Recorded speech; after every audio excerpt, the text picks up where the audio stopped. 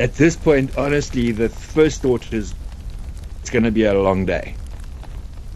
A really long day.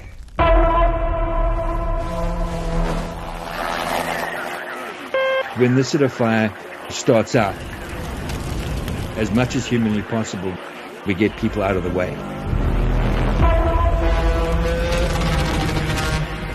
You can't tell what's going to happen when the wind picks up. The local bombers were working on the right flank. They were actually looking in the direction where their dwellings were. We had about 30 people that were ahead of this fire in the direct path of where this fire was going to go, guaranteed. What are we going to do next?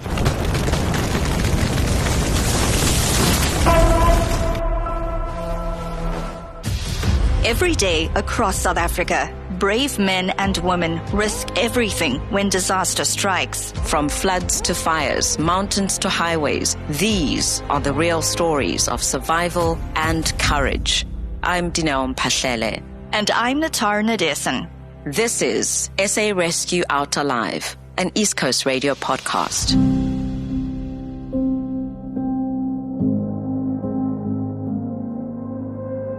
One August day in rural Zululand, the seat of the Zulu kingdom, a small local community was suddenly in the line of a wildfire that had been burning in the nearby forest. When a chance to escape potential danger comes, they are torn. Do they stay or do they go?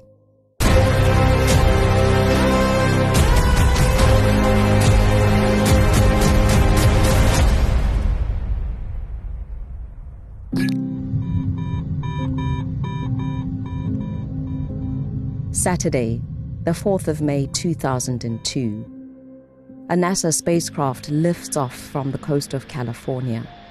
It's launching a satellite from the Vandenberg Air Force Base. It has a crucial mission from the heavens above to study Earth's water cycle. Aptly named Aqua, the satellite is fitted with instruments designed to collect sets of data on processes like evaporation and condensation. And we have liftoff of NASA's Aqua spacecraft designed to study the Earth's waters. Towards the end of June 2007, just over 5 years into Aqua's orbit, the satellite is scanning the waters of the Indian Ocean to the southwest when another element comes onto its radar. It captures clusters of wildfires burning across KwaZulu-Natal and neighboring provinces. The blazes signaled a calamitous winter fire season for KZN.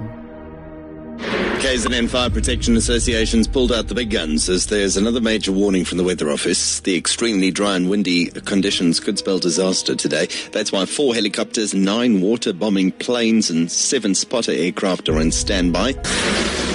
Emergency teams in KZN had their hands full today dealing with dozens of fires that flared up across the province.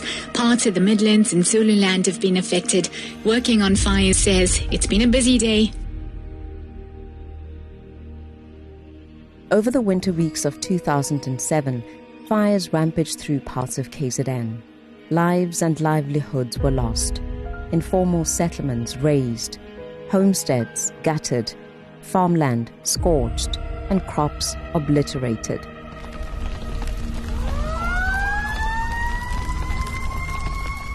As August came around, another fire was about to charge into a small rural community in the province's northeastern district of Zululand.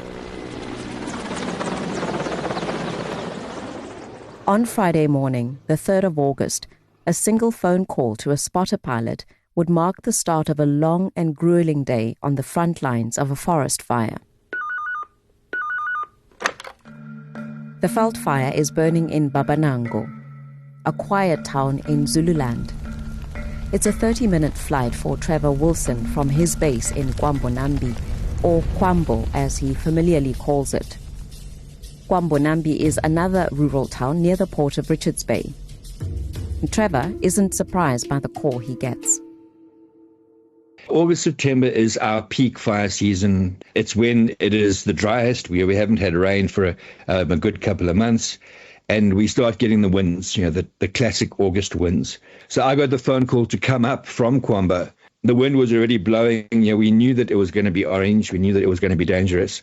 And this was actually the first year that the Fire Protection Associations became very involved with disaster management to try and close the gaps between commercial forestry and fire protection associations and the large areas that are at massive risk, the sort of grassland areas, which have to burn. I mean, that grass is made to burn, but people are in the middle of all that.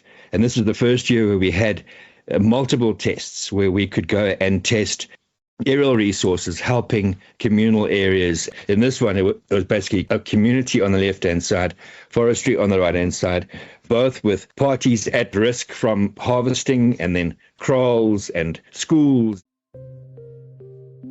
Trevor Wilson has been a specialist aerial firefighter for over 3 decades after giving up flying as a commercial pilot. He's trained firefighting pilots on 6 continents.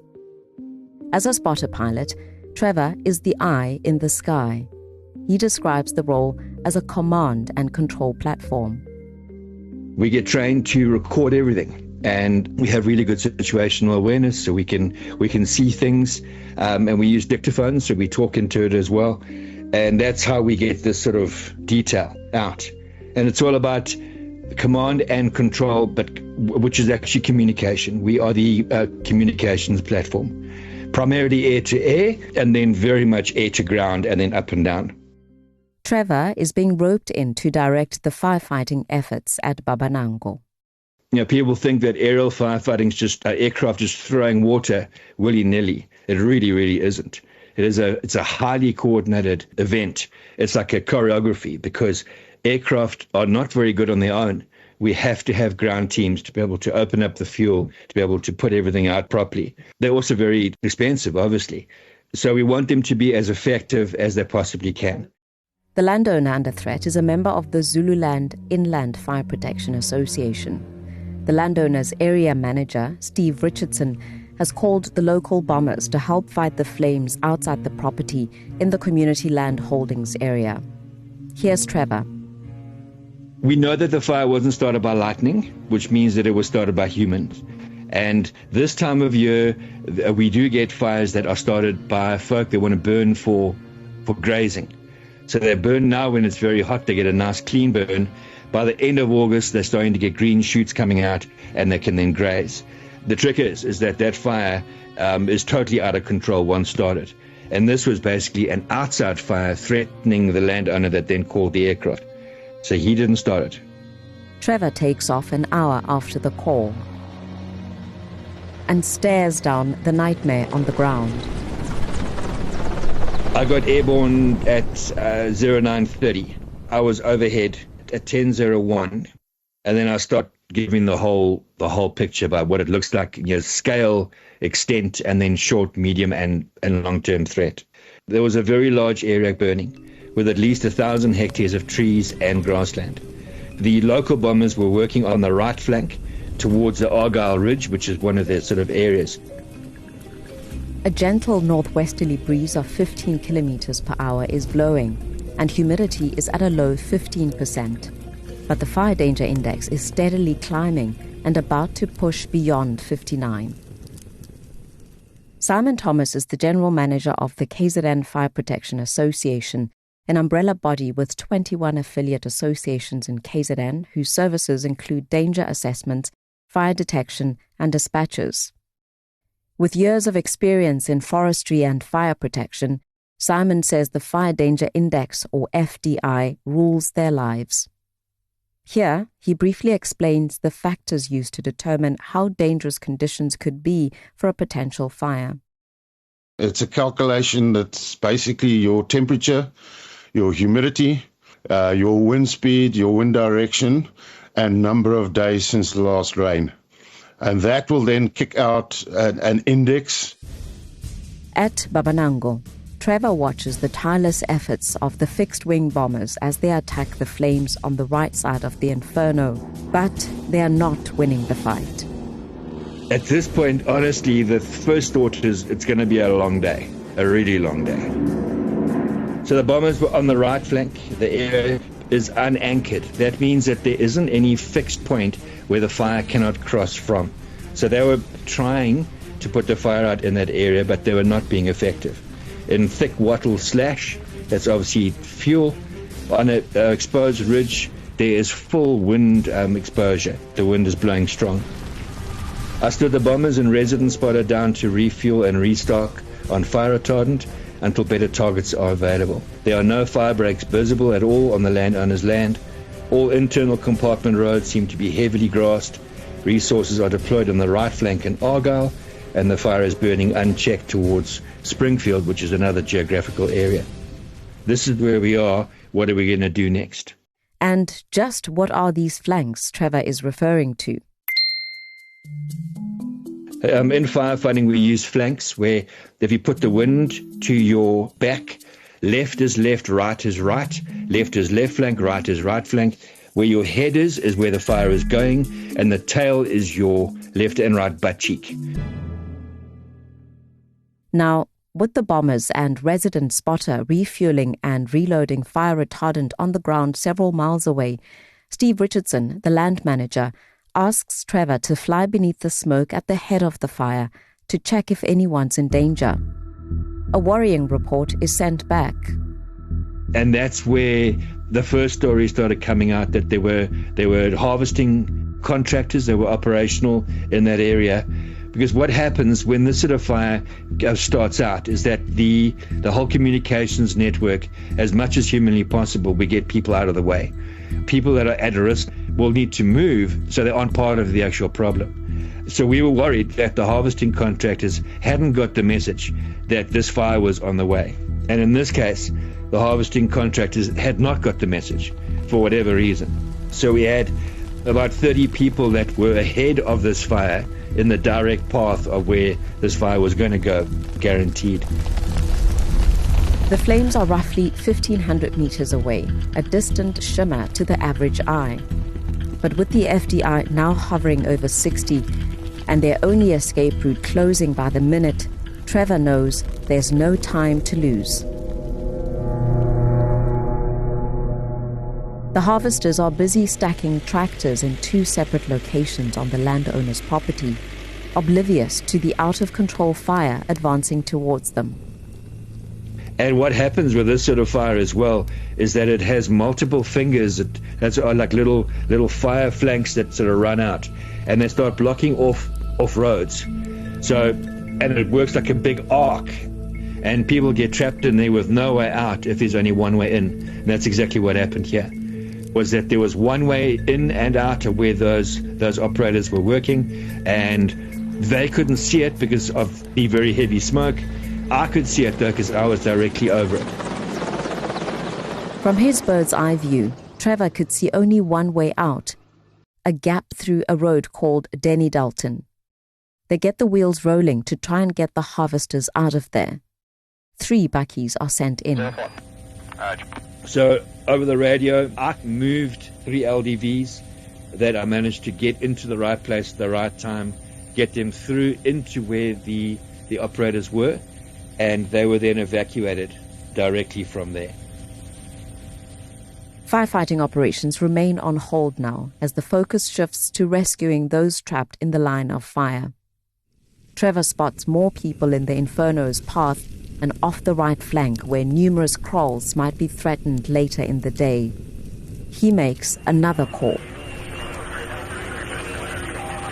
I got hold of Simon Thomas from the KZN FPA and asked to release the MI8 helicopter because now we needed to use aerial resources to evacuate.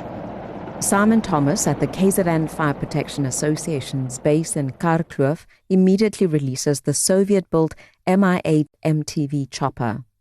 Here's Trevor. Picture a big tractor flying through the sky. It's like a big flying termite. It's incredibly powerful. It can carry 22 passengers. The Russians build things to last forever. And beautiful machine. Very heavy, very strong, quite bulletproof. In the cockpit of this enormous aircraft is Steve Whiting.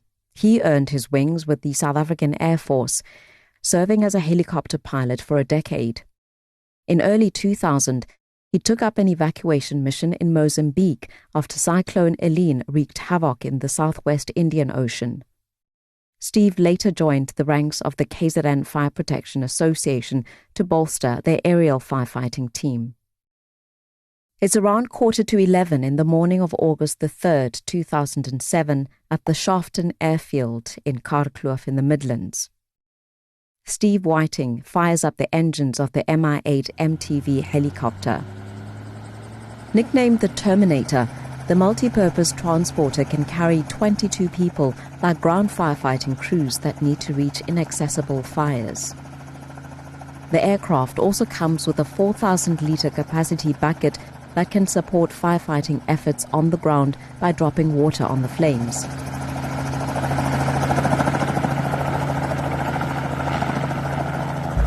At this specific time, we didn't take anybody from our base here at Shafton. We went straight to the site because we needed to take the local population who were under threat, and their houses were burning, their huts were burning.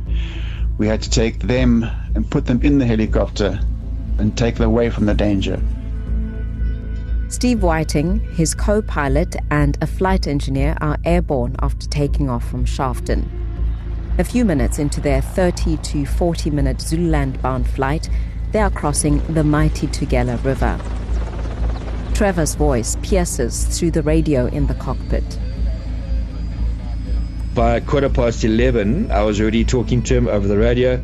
He was probably coming up over the Tugela River or just past that, and we started talking then.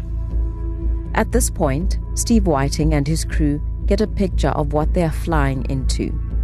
Across the Tugela River, by then you could see the smoke from quite a long way away, because when you big fires like that, you can see it from far. So by then, Trevor was on the radio, so we were communicating.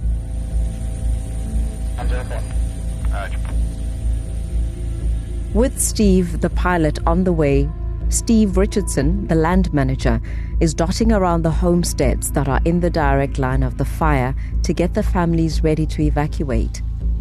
Working in a remote and rural area such as Babanango often requires a proficiency in the local language. Steve Richardson is fluent in isiZulu and is able to clearly warn his neighbors about the impending danger. He explains that a helicopter is being sent to airlift them to a safer place until the fire has been dealt with. An uncomfortable reality for these locals is that they must leave their cattle behind. For most of them, their kraals are their wealth. But in this emergency, there's only enough time and resources to save human lives. And for Trevor and the incoming Steve Whiting, they had to stick to this plan. I was very confident that we had a very good battle plan. Once we got the people out, then that is the main risk. I mean, trees can grow again, grass can grow again, cattle can be replaced, buildings can be built again, but people can't. You lose a person, it's over. There is no more. We get hyper-focused and get them out, get them, make sure they're safe, then we'll get back to the trees. And that's what happened here. It was all about the people. The airspace in Babanango is clear of all aircraft except for Trevor, who has been overseeing the evacuation of a large group of field workers on the ground. The Mi-8 approaches the scene of the fire and meets up with Trevor overhead. Steve, the pilot, says Trevor and the other Steve had already done the groundwork and guided the evacuees to an assembly point. It's a rural area, so there's a lot of huts and cattle and people around. But I think Steve Richardson got people together in that area where the threat was the biggest, so we could pick them up with the helicopter. So that was the plan, and that was planned by Trevor, and he made that with Steve Richardson before I got there. The locals board the transporter. Among them is a mother with her small baby. An elderly woman is also helped onto the chopper. Some of them are ridden with the anxiety of leaving their properties behind, not knowing if they'll still have a place to call home in a few hours. A few of their neighbors have chosen to chance the fire and stay put in their homesteads.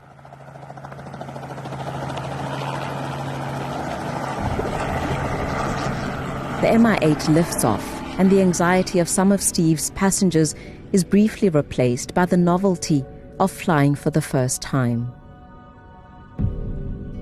They got into the helicopter, but they were wide-eyed, but worried about what we're going to do and where we're going to take them to. But I think, as Steve Richardson has told them, we're just going to take them out of the area to make sure they're safe. There's no loss of life and there's no serious problems going forward, or injuries and things like that. And they seem to be okay. But obviously, people who have never been in a helicopter or an airplane, it's a big thing. They've maybe seen it, but never been in it or close to it, because it's very loud and it's very noisy, and very dusty. But they got in, and we took off and took them out of the danger area. The helicopter is headed to a nearby school that the team had identified as the temporary refuge for the locals. It's a short ride. Steve, the pilot, decelerates and approaches for landing in an open grassy patch that serves as the school's playground. The chopper touches down. The doors are flung open and evacuees hunch over and jump out. The anxiety is back. They cower away from the downwash of the rotor blades. And then, a baffling twist. Instead of filing towards the school building to while away the firefighting efforts, the locals, without a thought, throw caution to the wind and head for the hills. What I can see, they were actually looking in the direction where their dwellings were, and I think they were a bit worried about what was going on in that area, because it was very smoky at that time.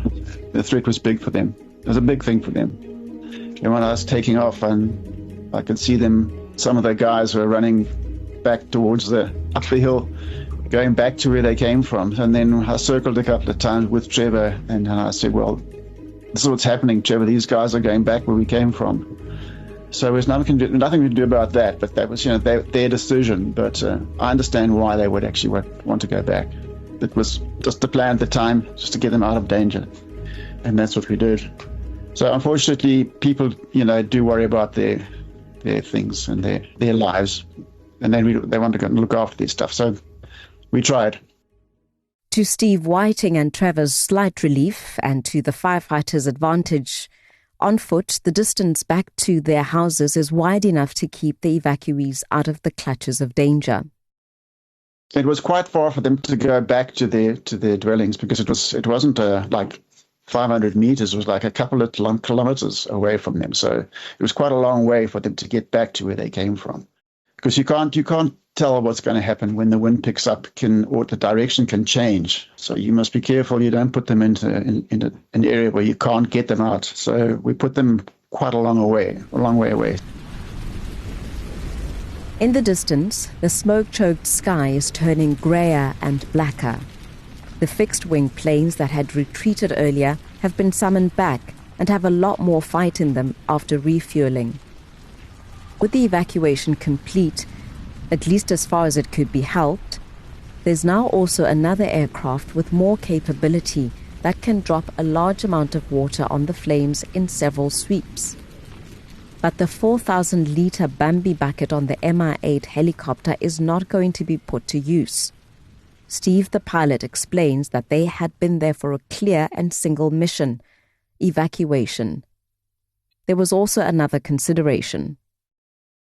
The weather was coming our way anyway, so we had to be careful that we didn't get caught by the weather coming from a cold front. So we decided to come back to our base, which is in Shafton. Worried that Steve, the pilot, might be caught up in the incoming clouds, Trevor releases him from his mission. At around 1 p.m, Steve tilts the Mi-8 towards the Tugela River, and the flying termite thrusts southwesterly back to the operations centre at Shafton in Karkloof. It's here where Simon Thomas from Dispatch has been keeping a keen eye on the weather and relaying the data on a change in pattern to Trevor up in Babanango. When we experience these strong berg winds, it's normally as a cold front is approaching from the south. So 99% of the time, we'll be busy on a fire, and that's another job of dispatchers to keep an eye on the weather. And with that cold front coming, we get low cloud. We get a shift in wind direction. The winds become cold and moist as they're coming off the ocean. And that's where we need to be careful so that we can get ourselves out of there and back on the ground. before we can't see what's going on in the air anymore. For Trevor and his firefighting squadron of single-engine air tankers they call seats, the change in wind direction takes one problem off their hands. That group of residents that is determinedly trudging up the hill back to their homes after their futile evacuation will not be walking in harm's way. Those folk were at least 1 hour's walk away from where the sort of main fire was. At the same time as well, I was talking to Kwamanambi, I was talking to KZN UPA. We knew that the wind was going to change. And with that wind change, the area where they were heading towards was actually going to become safer as well. So the whole sort of battle plan changes. It's a very, very fluid environment. You can see what's changing, where the people are, and the actual risk also moves as well. It changes around. Sometimes the risk disappears entirely within like 5 minutes. Suddenly the fire heads off in a whole different direction, and this was basically happening here. So as it was shifting, I knew that the south wind was now getting closer, which changed the target now from the left flank, where we were, onto the right flank, which was on the other side. The threat to human life has been averted. The local fixed-wing aircraft are back in action after Trevor signalled for them to return. After regrouping and re-strategizing, they zone in on the forest fire, attacking it on the right flank tail. A house is now being threatened by the 3 to 5 meter tall flames. At the same time, Trevor's aircraft tank needs topping up. He brings in a local spotter pilot to hold the fort while he flies southeast towards Melmouth to the privately run Kataza airstrip to refuel. At 1:47 p.m., Trevor is back at Babanango to oversee and guide the firebombing efforts. The fire is moving fast, but fortunately for the crews, it was running on light fuel. We get different types of fire fuel that's going to be burning. So, for example, grass is a relatively light fuel because it is made up of relatively light and small surface area. Whereas heavy fuel like slash burns continuously. It's like a fire, like a braai fire. You start the braai with a bit of paper and a bit of grass. Then you put heavier twigs on, heavier. The heavier the fuel, the heavier that fire intensity. So this fire is moving quickly, but it's in grass, and those sort of flames are ideal for fixturing operations because we can get in nice and low and we can just take them out. Trevor and the Seats join the defense of the house under threat. Trevor explains that with grass on residential properties generally being shorter and where fire breaks have been created, it's easier to protect them. The fixed wings come in as low as 20 to 30 meters above the ground to drop water around the house and knock the fire down.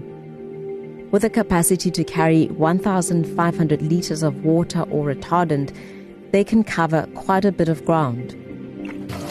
They land, they fill up very quickly. We got high pressure, high volume pumps. So they fill up within about 2 minutes. They get airborne again and they then come back. These ones all had dump doors. So they bring the speed right back to about 120 miles an hour max, and they then drop the load at a certain height. The higher you go, the more you can drag the load out. The lower you go, the more compact it is.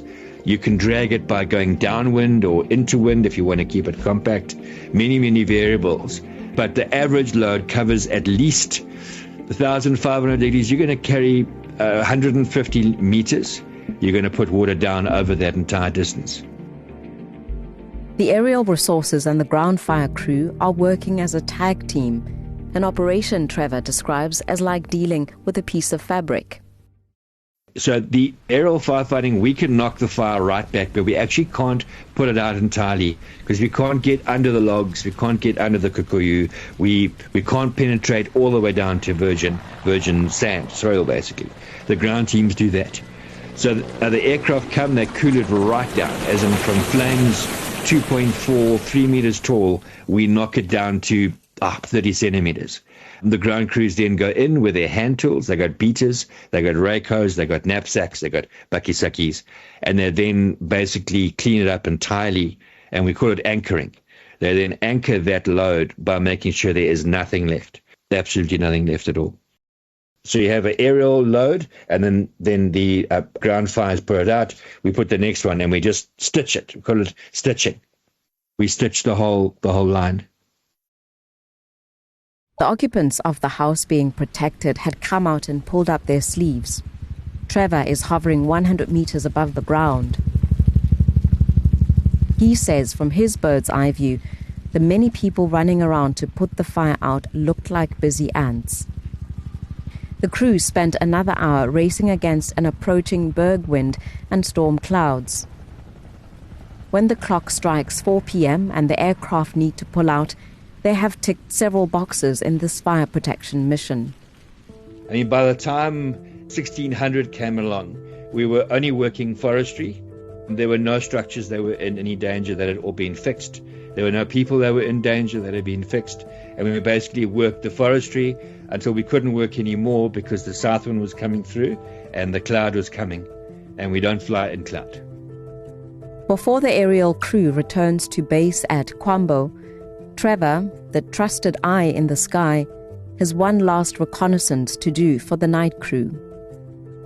The last thing that this pilot does is have a good recce over the entire fire area and then brief the ground crews that are there on what it looks like, because they can really see nothing at all. So you explain the flanks, you explain where it's hot, you explain where it's in heavy fuel, light fuel, where it's already put out, danger areas that might be with a wind change, areas close to road, areas that are far from road, and we basically brief every single piece of it as they go into the night shift. So then they know what they need to do and where they need to go and not waste time going to areas where there isn't any major danger. And that is a formal process. And we sometimes do it again after we land with maps. So we sit down with the incident commander, and on the map we draw in where the sort of danger areas are, where it's been contained, where it's been mopped up. There'll also be another formal debrief with everyone involved in the effort from beginning to end. It's a formal process where, based on the landowners, as in the sort of ground firefighters, they're also there, aerial firefighters are there, detection is there, every single piece of the puzzle that was involved. Because every single resource has different views, different actions. We go through safety, we go through the good, the bad, the ugly. What do we do again? What do we never do again? How could we have done it differently? How could we have done it better? This interrogation will be for later. Now, back at the base, Trevor and the team decide to attend to their parched throats. As they crack open a few beers and toast to having completed their part of the mission, the heavens of Zululand also gently open up and quench the smouldering remnants at Babanango. So what often happens on large-scale fires like this is that actually nature puts it out.